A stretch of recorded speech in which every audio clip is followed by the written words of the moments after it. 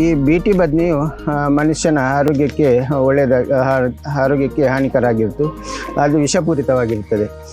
ನಮ್ಮ ಈ ಮಟ್ಟುಗುಲ್ಲವು ಈ ಸ್ವಾಮಿಗಳು ಕೊಟ್ಟ ಬೀಜವು ಇದು ಸಾಂಪ್ರದಾಯಿಕವಾಗಿ ಬೆಳೆಯುವ ಒಂದು ಬೆಳೆಯಾಗಿದೆ.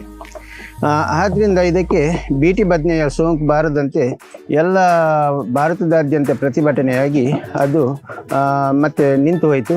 ಇವಾಗ ಮತ್ತೆ ನಾವು ಮಟ್ಟುಗುಲ್ಲದ ರೈತರು ಸಂಘಟಕರಾಗಿ ಇದಕ್ಕೆ ಒಂದು ಪೇಟೆಂಟ್ ಮಾನ್ಯತೆ ಪಡೆಯುವ ನಿಟ್ಟಿನಲ್ಲಿ ನಾವು ಹೋರಾಡಿದ್ವಿ. ಅಲ್ಲದೆ ನಾವು ಈ ಮಟ್ಟುಗುಲ್ಲಕ್ಕೆ ಪೇಟೆಂಟ್ ರಿಜಿಸ್ಟರ್ ಮಾಡಬೇಕಂತೇಳಿ ಬೀಜದ ರೈಟ್ಸನ್ನು ಬೆಳೆಗಾರರಿಗೆ ಸಿಗಬೇಕಂತೇಳಿ ನಾವು ಅದಕ್ಕೆ GI ಅಪ್ಲಿಕೇಶನ್ ಹಾಕಿದ್ವಿ. ಆವಾಗ ಮಟ್ಟುಗುಲ್ಲಕ್ಕೆ GI ಮಾನ್ಯತೆ ಸಿಗಬೇಕಾದ್ರೂ ಅದಕ್ಕೆ ಸಾಕ್ಷ್ಯವನ್ನು ಕೊಡಬೇಕಾಗ್ತದೆ. ಆ ನಿಟ್ಟಿನಲ್ಲಿ ನಾವು ಕೃಷ್ಣ ಮಠದಲ್ಲಿ ಹೋಗಿ ವಿಚಾರಿಸಿದಾಗ ಸಾಧಾರಣ ಒಂದು 150 ವರ್ಷದ ಇತಿಹಾಸವುಳ್ಳ ಒಂದು ಪುಸ್ತಕ ಸಿಕ್ಕಿತು. ಅದನ್ನು ಮತ್ತೆ ನಾವು ಕೃಷಿ ವಿಜ್ಞಾನ ಕೇಂದ್ರದ ಈ ರಿಸರ್ಚ್ ಸೆಂಟರಲ್ಲಿ ಇದರ ಬಗ್ಗೆ ರಿಸರ್ಚ್ ಆಯಿತು. ಇದರಲ್ಲಿ ಮಾಡಿದ ಮುಂಚಿನ ಸ್ವಾಮಿಗಳು ಕೊಟ್ಟ ಬೀಜದ ಗುಣ ಅಲ್ಲದೆ ಇದರಲ್ಲಿ ನಂಜು ಹೋಗಲಾಡಿಸುವ ಗುಣ ಮತ್ತು ಆಯುರ್ವೇದಿಕ ಗುಣಗಳು ಇದರಲ್ಲಿ ಕಂಡುಬಂತು. ಆ ಪ್ರಕಾರ ನಮಗೆ ಇದಕ್ಕೆ ಒಂದು GI ಮಾನ್ಯತೆಯನ್ನು ಚೆನ್ನೈ ಜಿಯೋಗ್ರಾಫಿಕಲ್ ಇಂಡಿಕೇಶನ್ ಡಿಪಾರ್ಟ್ಮೆಂಟ್ ನಮಗೊಂದು 2010-11ರಲ್ಲಿ ಇದಕ್ಕೆ ಸರ್ಟಿಫೈ ಮಾಡಿತ್ತು.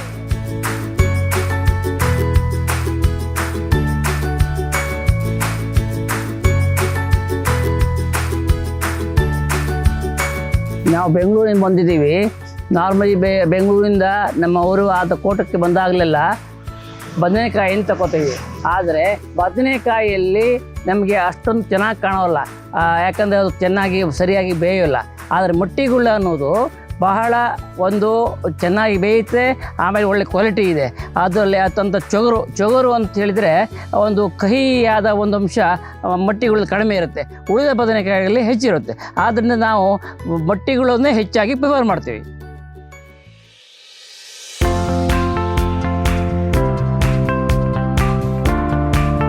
ಮುಂಚಿನ ನಮ್ಮ ಈ ಮಟ್ಟುಗುಲ್ಲವು ಸಾಂಪ್ರದಾಯಿಕ ಪದ್ಧತಿಯಲ್ಲಿ ಈ ಮಟ್ಟುಗುಲ್ಲವನ್ನು ಬೆಳೆಸ್ತಿದ್ದೆವು.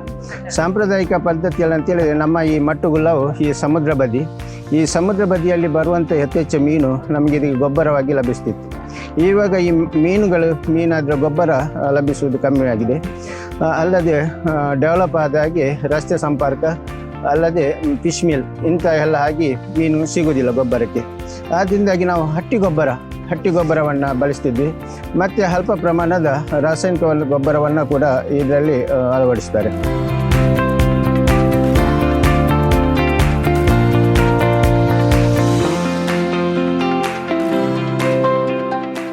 ಪ್ರೋಟ್ರೇಯಲ್ಲಿ ಗಿಡ ಇವಾಗ ಸಾಧಾರಣ 10 ವರ್ಷದ ಇತ್ತೀಚೆಗೆ ಪ್ರೋಟ್ರೇ ಗಿಡದಲ್ಲಿ ತಯಾರು ಮಾಡುವ ಒಂದು ಪದ್ಧತಿಯನ್ನು ನಾವು ಅಳವಡಿಸ್ತೇವೆ. ಇದರಲ್ಲಿ ಸಾಧಾರಣ 99% ಗಿಡ ರೋಗ ಮುಕ್ತವಾಗಿದೆ.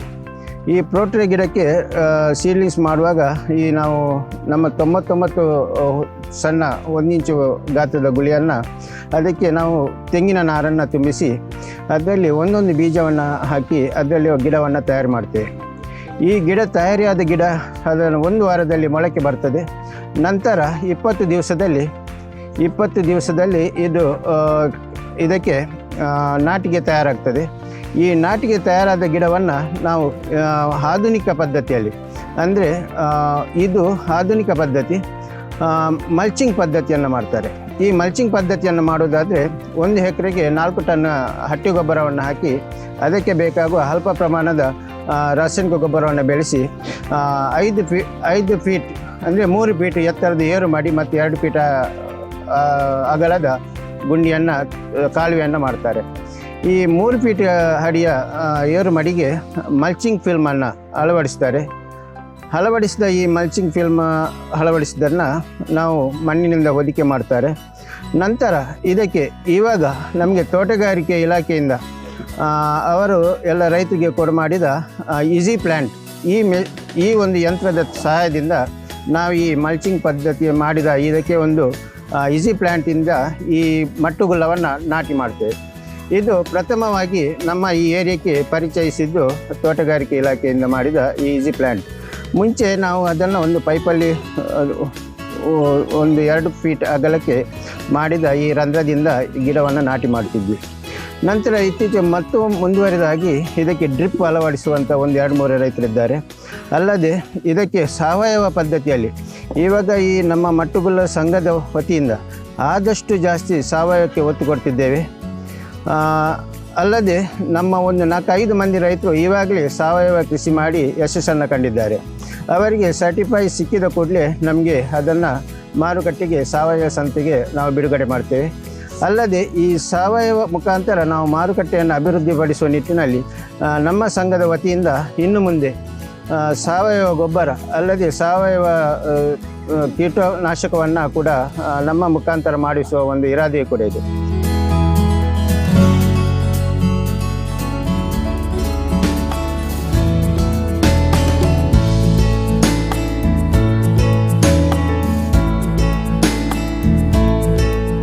ಆದ್ದರಿಂದಾಗಿ ಈ ಮಟ್ಟುಗುಳ್ಳದಲ್ಲಿ ಸಾಧಾರಣ 210 ಮಂದಿ ಸದಸ್ಯರು ಈ ಬೆಳೆಸುವಂಥ ಈ ಒಂದು ಮಟ್ಟುಗುಲ್ಲವು ಸಾಧಾರಣ 250 ಎಕರೆ ವ್ಯಾಪ್ತಿಯಲ್ಲಿ ಇದನ್ನು ಬೆಳೆಸ್ತಾರೆ. ಈ ಬೆಳೆಸಿದ ಈ ಗುಲ್ಲವನ್ನು ನಾವು ಯಾವ ರೀತಿ ಮಾಡ್ತಾರೆ ಅಂತ ಹೇಳಿದರೆ, ಈ ಪಿಕಪ್ ಕೊಯ್ದ ಕೂಡಲೇ ಅದನ್ನು ಒಂದು ಚೀಲದಲ್ಲಿ ತುಂಬಿಸಿ ಈ ಮಟ್ಟುಗುಲ್ಲಕ್ಕೆ ನಮ್ಮ ಈ ಮಟ್ಟುಗುಲ್ಲ ಬೆಳೆಗಾರರ ಸಂಘಕ್ಕೆ ತರ್ತೇವೆ. ಇಲ್ಲಿ ಅದನ್ನು ವಿಂಗಡಣೆ ಮಾಡ್ತಾರೆ. ನಮ್ಮ ಇಲ್ಲಿ ಕಾರ್ಮಿಕರಿದ್ದಾರೆ, ಅವರು ಈ ವಿಂಗಡಣೆಗೊಳಿಸ್ತಾರೆ. ಇದರಲ್ಲಿ ಪ್ರಥಮ ದರ್ಜೆ, ದ್ವಿತೀಯ ದರ್ಜೆ ಮತ್ತು ಡ್ಯಾಮೇಜ್ ಅಂಥೇಳಿ ಇದನ್ನು ಯಾವುದಾದ್ರೂ ಚೂರು ಅದರಲ್ಲಿ ರಿಜೆಕ್ಟ್ ಆಗೋಯಿದ್ದರೆ ನಾನು ತೆಗೆದು ಬಿಡ್ತೇವೆ. ಹಾಗಾಗಿ ಉತ್ತಮ ಒಂದು ಕ್ವಾಲಿಟಿ ಇರುವಂಥದ್ದನ್ನು ಪ್ರಥಮ ದರ್ಜೆ ಅಂತೇಳಿ, ಮತ್ತು ಗಾತ್ರದಲ್ಲಿ 100 ಗ್ರಾಮ್ಗಿಂತ ಸಣ್ಣ ಇರುವಂಥ ಒಂದು ಗುಳ್ಳವನ್ನು ದ್ವಿತೀಯ ದರ್ಜೆ ಅಂತೇಳಿ ನಾವು ಬೇರ್ಪಡಿಸ್ತೇವೆ.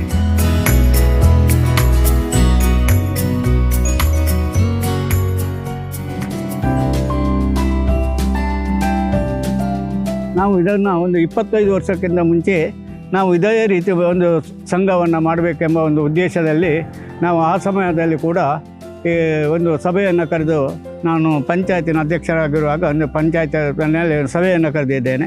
ಆ ಸಭೆಯಲ್ಲಿ ಎಲ್ರಿಗೂ ನಮಗೆ ಸಹಕಾರವನ್ನು ಕೊಡಲಿಲ್ಲ. ಯಾಕೆಂತ ಹೇಳಿದರೆ ಆವಾಗ ಈ ಮಧ್ಯವರ್ತಿಗಳ ಹಾವಳಿ ತುಂಬ ಜಾಸ್ತಿ ಇತ್ತು. ಈ ಗುಳ್ಳ ಮಾಡುವವರಿಗೆ ಇದರ ಏನೂ ಲಾಭ ಸಿಗಲಿಲ್ಲ. ಮತ್ತು ಈ ಗುಳ್ಳದ ಬೆಳೆಯನ್ನೇ ಕಮ್ಮಿ ಮಾಡ್ತಾ ಬಂದರು.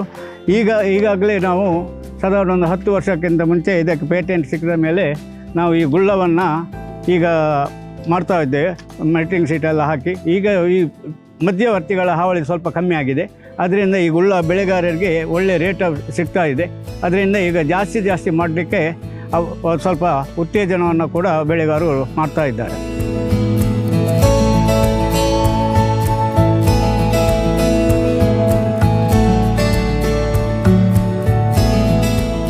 ಈ ಪ್ರಥಮ ದರ್ಜೆ ಬೇರ್ಪಡಿಸಿದ ಗುಲ್ಲಕ್ಕೆ ಹಳದಿ ಕಲರ್ನ ಸ್ಟಿಕ್ಕರವನ್ನು ಮತ್ತು ದ್ವಿತೀಯ ದರ್ಜೆಗೆ ಬ್ಲೂ ಸ್ಟಿಕ್ಕರನ್ನು ನಾವೀಗಲೇ ಅಳವಡಿಸ್ತೇವೆ. ಈ ಸ್ಟಿಕ್ಕರ್ ಯಾಕೆ ಅಳವಡಿಸ್ತೇವೆ ಅಂತೇಳಿದರೆ, ಮಾರುಕಟ್ಟೆಯಲ್ಲಿ, ಹೊರಗಿನ ಮಾರುಕಟ್ಟೆಯಲ್ಲಿ ಈ ಮಟ್ಟುಗುಳ್ಳದ ಹಾಗೆಯೇ ಬೇರೆ ಉಡುಪಿ ಬದನೆ ಅಂತೇಳಿ ಮಾರುಕಟ್ಟೆಗೆ ಬರ್ತದೆ. ಆದರೆ ವ್ಯಾಪಾರಸ್ಥರು ಏನು ಮಾಡ್ತಾರೆ ಅಂತೇಳಿ ಗ್ರಾಹಕರ ಹತ್ರ ಮಟ್ಟುಗುಳ್ಳ ಅಂತೇಳಿ ಬೇರೆ ಗುಳ್ಳವನ್ನು ಅದನ್ನು ಮಾರುಕಟ್ಟೆ ಮಾಡ್ತಾರೆ.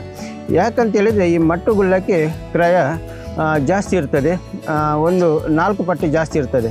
ಆದ್ದರಿಂದಾಗಿ ಇದನ್ನು ವ್ಯಾಪಾರಸ್ಥರು ಇಂಥ ಒಂದು ಪ್ರಮೇಯ ಬರಬಾರ್ದು, ಗ್ರಾಹಕರಿಗೆ ಮೋಸ ಆಗಬಾರ್ದು ಎಂಬ ನಿಟ್ಟಿನಲ್ಲಿ ಈ ಸ್ಟಿಕ್ಕರನ್ನು ಅಳವಡಿಸಿ ಇವಾಗ ಮಾರುಕಟ್ಟೆಗೆ ಬಿಟ್ಟಿದ್ದೇವೆ. ಆದ್ದರಿಂದಾಗಿ ಗ್ರಾಹಕರು ಕೂಡ ಇಂಥ ಒಂದು ಸ್ಟಿಕ್ಕರ್ ಇರುವ ಗುಳ್ಳವನ್ನೇ ನೋಡಬೇಕಾಗ್ತದೆ.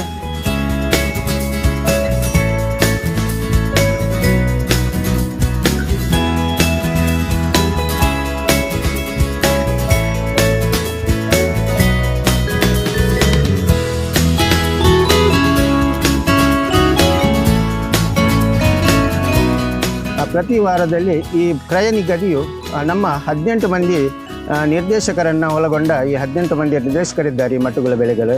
ಇದು ಪ್ರತಿ ಶನಿವಾರ ಒಂದು ಕೂಡಿ ಇದಕ್ಕೆ ಒಂದು ಮಾರುಕಟ್ಟೆ ದರವನ್ನು ನಿಗದಿಪಡಿಸ್ತೇವೆ. ಆದ್ದರಿಂದಾಗಿ ಇದು ರೈತರು ಬೆಳೆಸಿದ ಈ ಮಟ್ಟುಗುಳ್ಳಕ್ಕೆ, ರೈತರು ಬೆಳೆಸಿದ ಒಂದು ತರಕಾರಿಗೆ ತಾವೇ ಒಂದು ಮಾರುಕಟ್ಟೆ ನಿಗದಿಯನ್ನು ದರಪಡಿಸುವಂಥ ಒಂದು ತರಕಾರಿ ಇದ್ದರೆ ಅದು ಮಟ್ಟುಗುಳ್ಳ. ಇದು ಭಾರತದಲ್ಲೇ ಇದೊಂದು ಆದರ್ಶವಾಗಿ ಮೂಡಿ ಬಂದಿದೆ. ಆ ಪ್ರಕಾರ ಇದನ್ನು ನೋಡಲಿಕ್ಕೆ ಬೇರೆ ಬೇರೆ ಕಡೆಯಿಂದ ಬಂದು ಈ ಒಂದು ನಮ್ಮ ಸಿಸ್ಟಮನ್ನು ರೈತರು ನಿಗದಿಪಡಿಸುವಂಥ ಬೆಲೆ ಸಿಸ್ಟಮನ್ನು ನೋಡಲಿಕ್ಕೆ ಬರ್ತಿದ್ದಾರೆ. ಅಲ್ಲದೆ ಈ ಬೆಲೆ ನಿಗದಿಪಡಿಸಿದ್ದನ್ನು ನಾವು ಈ ದೂರದ ಊರುಗಳಿಗೆ ಉಡುಪಿ, ಮಂಗಳೂರು, ಬೆಂಗಳೂರು, ದಕ್ಷಿಣ ಎಲ್ಲ ಕಡೆಗೂ ಕೂಡ ಇಲ್ಲಿಂದ ಸರಬರಾಜಾಗ್ತದೆ. ಇದನ್ನು ಉತ್ತಮವಾದ ನಮ್ಮ ಒಂದು ಪ್ಯಾಕೇಜ್ ವ್ಯವಸ್ಥೆ ಇದೆ, ಇದರಲ್ಲಿ ನಾವು ತುಂಬಿಸಿ ಮಾರುಕಟ್ಟೆ ಮಾಡುತ್ತೇವೆ. ಆದ್ದರಿಂದಾಗಿ ಈ ಮಟ್ಟುಗುಳ್ಳಕ್ಕೆ ಇವಾಗಿನ ಬೆಲೆ 40 ರೂಪಾಯಿ ಇದೆ, 50 ರೂಪಾಯಿ ಆಗಿದೆ, ಹೆಚ್ಚುವರಿ ಆಗಿದೆ.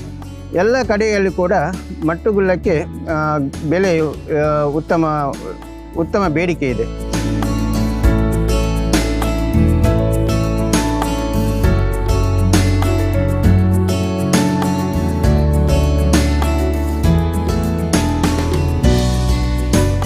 ಇದನ್ನು ಒಂದು ಸಂಘಕ್ಕೆ ನಮಗೆ ಬೆನ್ನೆಲುಬಾಗಿ ಈ ನಬಾರ್ಡ್ ಸಂಸ್ಥೆಯು ನಮಗೆ ಒಂದು ಅನುದಾನವನ್ನು ಕೊಟ್ಟಿದೆ. ಈ ಅನುದಾನವನ್ನು ನಮ್ಮ NGO ಮಣಿಪಾಲ್ ಯೂನಿವರ್ಸಿಟಿ ಇದರ ಮುಖಾಂತರ ನಾವು ಈ ಒಂದು ಮಟ್ಟುಗುಳ್ಳ ಬೆಳೆಗಾರರ ಸಂಘದ ಚಟುವಟಿಕೆ ನಡೀತದೆ. ಈ ಅನುದಾನವು ನಮಗೆ ಈ ಮಟ್ಟುಗುಳ್ಳದ ರೈತರಿಗೆ ಮತ್ತು ಇದನ್ನು ಉತ್ತಮಪಡಿಸುವ ನಿಟ್ಟಿನಲ್ಲಿ ನಮಗೆ ಬೆನ್ನೆಲುಬಾಗಿ ಇದನ್ನು ಮಾರುಕಟ್ಟೆ ವ್ಯವಸ್ಥೆಯನ್ನು ಅಭಿವೃದ್ಧಿಪಡಿಸುವ ನಿಟ್ಟಿನಲ್ಲಿ ನಮ್ಮ ಮಣಿಪಾಲ್ ಮ್ಯಾನೇಜ್ಮೆಂಟ್ ಇದರ ಹರೀಶ್ ಜೋಶಿ ಅವರು ಸಂಚಾಲಕರಾಗಿದ್ದಾರೆ. ಅಲ್ಲದೆ ನಮ್ಮ ನಬಾರ್ಡ್ ಇವರ ಡೈರೆಕ್ಟರ್ ಆಗಿರುವ ರಮೇಶ್ ಕುಮಾರ್ ಅವರು ಕೂಡ ನಮಗೆ ಉತ್ತಮ ಸಪೋರ್ಟನ್ನು ಕೊಟ್ಟಿದ್ದಾರೆ.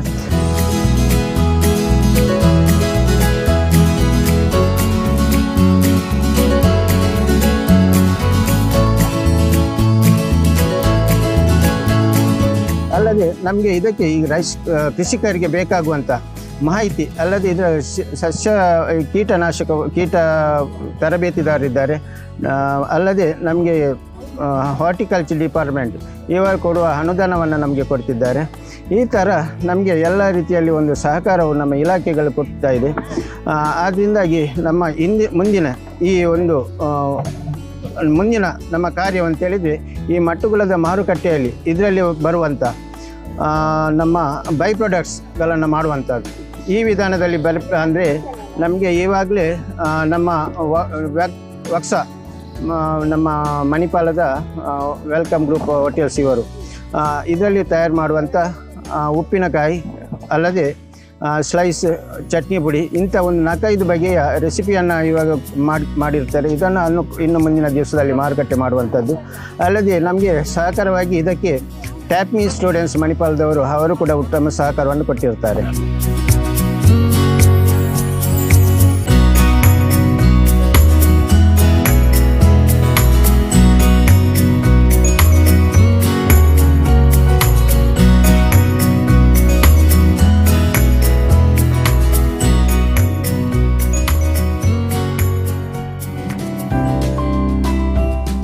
ಮಟ್ಟುಗುಳ್ಳಕ್ಕೆ ಪೇಟೆಂಟ್ ಸಿಕ್ಕಿದ್ದು ನನಗೆ ಭಾರಿ ಖುಷಿ. ಯಾಕಂತ ಹೇಳಿದ್ರೆ ಈ ಹಳ್ಳಿಯಲ್ಲಿ ಬೆಳೆಯುವ ಒಂದು ತರಕಾರಿ ನಮ್ಮ ಜಗತ್ತಿನಾದ್ಯಂತ ಪ್ರಸಿದ್ಧ ಆಗಿದೆ ಹೇಳಿದರೆ ಅದೇ ಊರಿನ ನನಗೆ ಭಾರಿ ಹೆಮ್ಮೆ ಅನಿಸ್ತದೆ. ಇಲ್ಲಿ ಬಂದಾಗ ಈ ಮಟ್ಟಿಗುಳ್ಳದ ಉಡುಪಿ ಪರ್ಯಾಯದಿಂದ ನಾವು ಕೇಳಿದ್ದೇವೆ, ಅದನ್ನು ಭಾಳ ರುಚಿಕರವಾಗಿರುತ್ತೆ. ಬೇರೆ ಬದನೆಗೂ ಇದಕ್ಕೂ ಭಾಳ ವ್ಯತ್ಯಾಸವಿರೋದ್ರಿಂದ ನಮಗೆ ಇಲ್ಲಿ ಯಾರೋ ಒಬ್ಬರು ಮಾರ್ಗದರ್ಶನ ಕೊಟ್ಟರು, ಮಟ್ಟುಗೆ ಹೋಗಿ ಅಲ್ಲಿ ಮಟ್ಟಿಗುಳ್ಳ ಸಿಗುತ್ತೆ ನಿಮಗೆ ಅಂತ. ಹಾಗಾಗಿ ನಾವು ಒಂದು 20 kg ತಗೊಂಡು ಭಾಳ ಹರ್ಷಭಕ್ತರಾಗಿದ್ದೇವೆ ನಾವು. ಆದರೆ ಅದರ ರುಚಿ ಮಾಡೋದು ಹೆಂಗೆ ಅದ್ರ ಬಗ್ಗೆ ನಮ್ಮ ಧರ್ಮಪತ್ನಿಯವರಾಗಲಿ ಅಥವಾ ಹೆಂಗಸು ಹೇಳಬೇಕು. ಅದರ ರುಚಿ ಹೇಗಿರುತ್ತೆ ಅದನ್ನು ದಯಮಾಡಿ ಅವರ ಬಾಯಿಂದ ಕೇಳೋದು ಸೂಕ್ತ. ಒಟ್ಟಿನಲ್ಲಿ ನಮಗೆ ಮಟ್ಟಿಗುಳ್ಳ ಇಲ್ಲಿ ತೆಗೆದುಕೊಂಡು ಬಹಳ ಖುಷಿಯಾಗಿದೆ, ಆನಂದವಾಗಿದೆ. ತುಂಬ ಅಂಗಡಿಗಳಲ್ಲೆಲ್ಲ ನಾವು ಮಟ್ಟಿಗುಳ್ಳ ಅಂತೇಳಿ ಕೇಳಿ ತಗೊಂಡೆಲ್ಲ ಉಪಯೋಗಿಸಿದ್ವಿ. ಫಸ್ಟ್ ಒರಿಜಿನಲ್ ಆಗಿ ಕೆಲವು ಸತಿ ಇಲ್ಲಿ ಉಡುಪಿ ಕಡೆ ಬಂದಾಗ ಸಿಗುತ್ತೆ. ಹಾಗಾಗಿ ಅದರ ಡಿಫ್ರೆನ್ಸ್ ನಮ್ಗೆ ಗೊತ್ತಾಗಿದೆ, ಹೇಗೆ ಇದಕ್ಕೊಂದು ವಿಶಿಷ್ಟವಾದ ಪರಿಮಳ, ರುಚಿ ಎಲ್ಲ ಇರುತ್ತೆ ಅಂತ ಹೇಳ್ಕೊಂಡು. ಇವತ್ತು ನಾವು ಉಡುಪಿಗೆ ಬಂದಿದ್ವಿ, ಆವಾಗ ನಮ್ಮ ಫ್ರೆಂಡ್ಸ್ ಹೇಳಿದರು ಇಲ್ಲೇ ಹತ್ತಿರದ ಮಟ್ಟಲ್ಲಿ ಸೇಲ್ ಮಾಡ್ತಿದ್ದಾರೆ, ನೀವು ತಗೊಳ್ಳಿ, ಅದನ್ನು ಬೇಕಾದಷ್ಟು ಎಲ್ಲ ಥರದ ಪದಾರ್ಥಗಳನ್ನು ಇದರಿಂದ ಮಾಡ್ಬೋದು ಅಂತೇಳಿ ಹೇಳ್ಕೊಂಡು ನಾವೆಲ್ಲ ವಿತ್ ಫ್ಯಾಮಿಲಿ ಒಳ್ಳೆ ಆಸಕ್ತಿಯಿಂದ ಇಲ್ಲಿ ಬಂದ್ವಿ, ತೊಗೊಂಡಿದ್ದೀವಿ. ಇದರಲ್ಲಿ ಕುರ್ಮಾ, ಎಣ್ಗಾಯಿ, ಪಲ್ಯ, ಗೊಜ್ಜು, ಹುಳಿ ಮುಂತಾದ ಪದಾರ್ಥಗಳನ್ನು ಮಾಡ್ಬೋದು. ಎಲ್ಲವೂ ತುಂಬ ರುಚಿಕರವಾಗಿರುತ್ತೆ. ಈಗ ನಾವೆಲ್ಲ ತುಂಬ ಇದನ್ನು ಪರ್ಚೇಸ್ ಮಾಡಿದ್ದೀವಿ ಮತ್ತು ಇದನ್ನು ಉಪಯೋಗಿಸ್ಲಿಕ್ಕೆ, ಪದಾರ್ಥಗಳನ್ನು ಮಾಡಲಿಕ್ಕೆ ಉತ್ಸುಕರಾಗಿದ್ದೀವಿ.